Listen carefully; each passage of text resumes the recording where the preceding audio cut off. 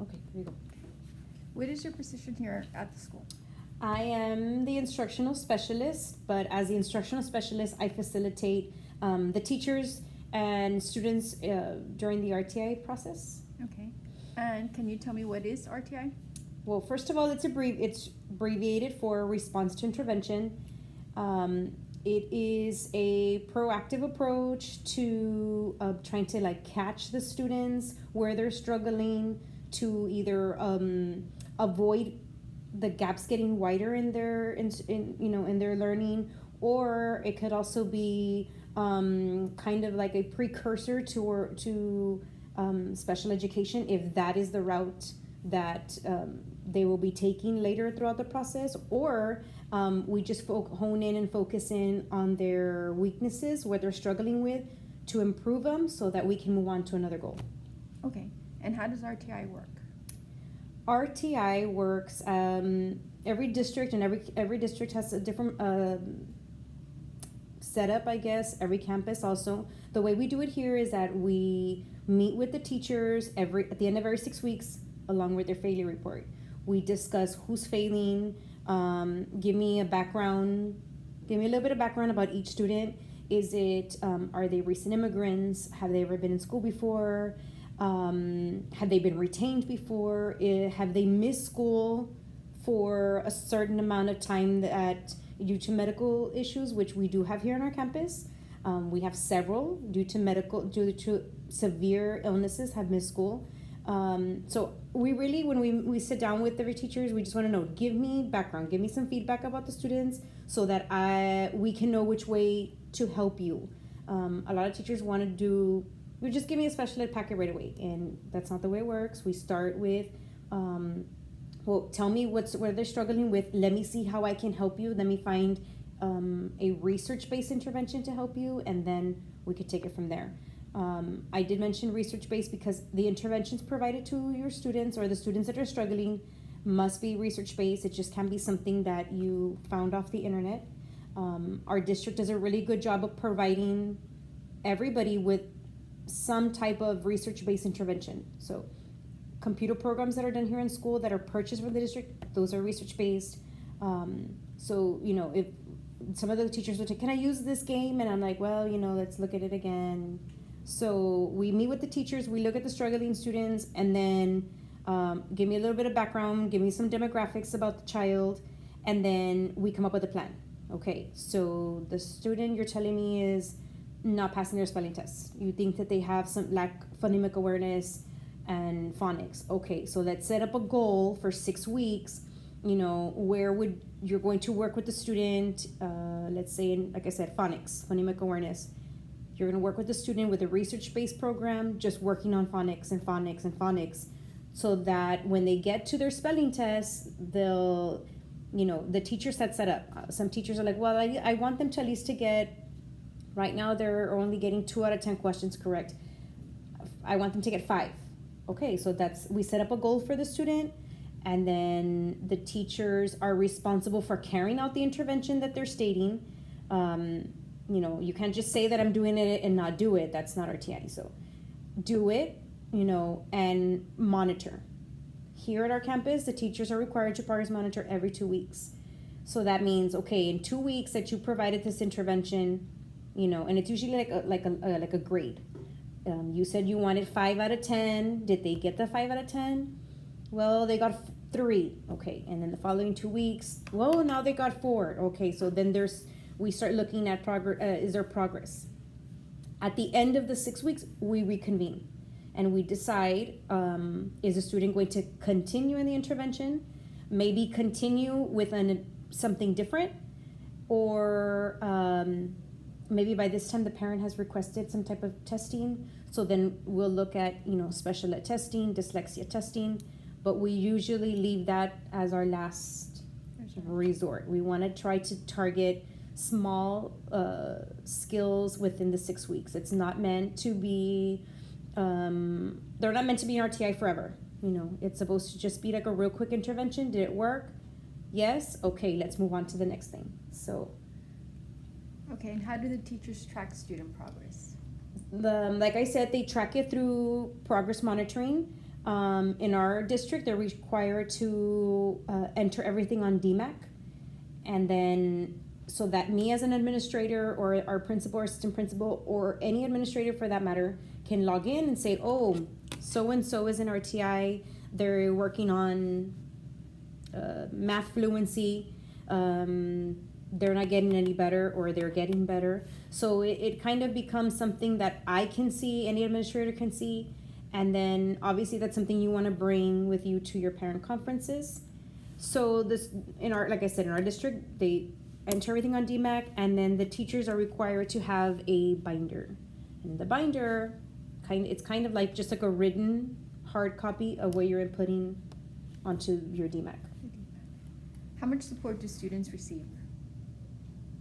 Well, there is not one set of support that they get. It's very RTI is very different. It's differentiated. It's individualized. So, but most of the districts, and like we follow a 3-tier process.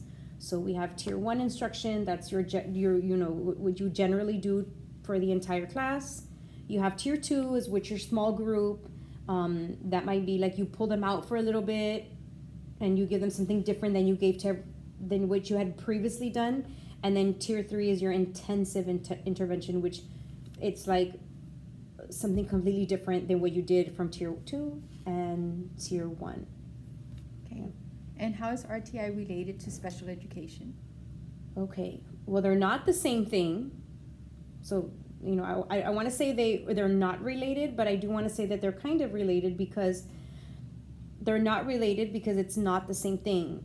We have a lot of parents that don't want to participate because they think it's special ed, but it's not.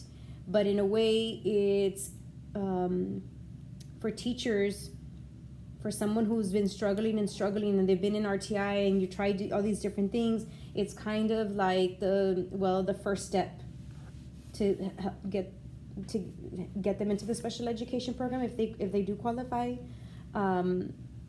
Just because they're in RTI doesn't mean they qualify for special education, and vice versa. I mean, just because they're in special education doesn't mean that they started with RTI. So we're hoping that that RTI can either not prevent them from getting into the program, but hopefully take care of the skills that they're lacking. And if not, then we know we're definitely sure that special education is the way to go. Okay. And here at our school, I know we have RTI, but do all schools follow a certain pattern as far as putting a child into RTI, or is it our schools different? Since we just got a new 504 RTI coordinator. So this coordinator is trying to fix all of that, align everything so that we all turn in, we all meet at the same time, we all turn in the same papers, the parents sign the same paper, and that all the information is updated, I guess, on DMAC. So as of right now, we are in the process of getting everybody aligned on the same page. Okay. And how can parents participate in RTI? Well, first of all, your parents do have to participate. That's a number one thing. That's House Bill 3, I believe. They do need to participate. You do need, me as your teacher, you have to advise the parent. Your child is struggling. I am providing this intervention to them 2 or 3 times a week. It's research-based, and I'm going to be monitoring them every 2 weeks. If I see that they've improved, then, then I won't provide that intervention for them. So parents need to be aware that you're doing that because you are doing something different than you do for the rest of the students in the class.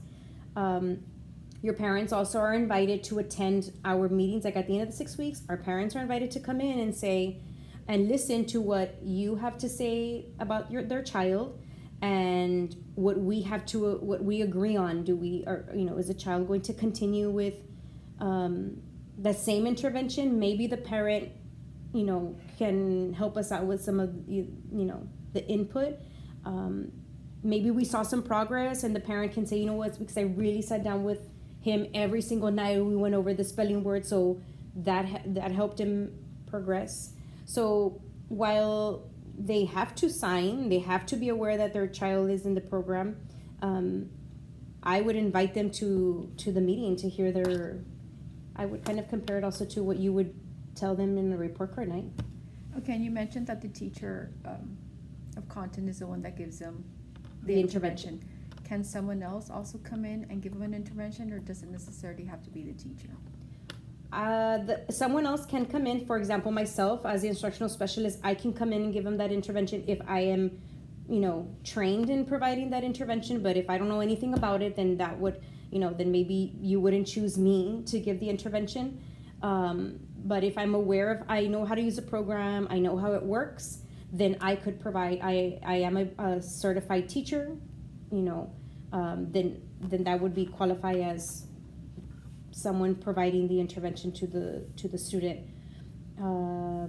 As far as administration, also I think they can sometimes, like when departmentalized grades, maybe like the science teacher wants to help out the reading teacher, that can happen too. But just everything has to be documented, that who's providing the intervention, when, how many times a week, or how many minutes out of the week, minutes out of the day. So yes, I would say yes. Well, I would like to thank you for having answered these questions for me. You're welcome. Okay. I hope I answered them to the best of my knowledge. So there is so much to talk about RtI. There's, in a very limited amount of time, we can go on and on and on. But the main purpose is that it's a proactive approach. We want to help each student in their own weaknesses, what they need, not necessarily what your whole class needs. So, we target the little things. We're hoping that we start closing the gaps before they get wider and wider in the upper grades. Okay. Okay? Thank you. You're welcome.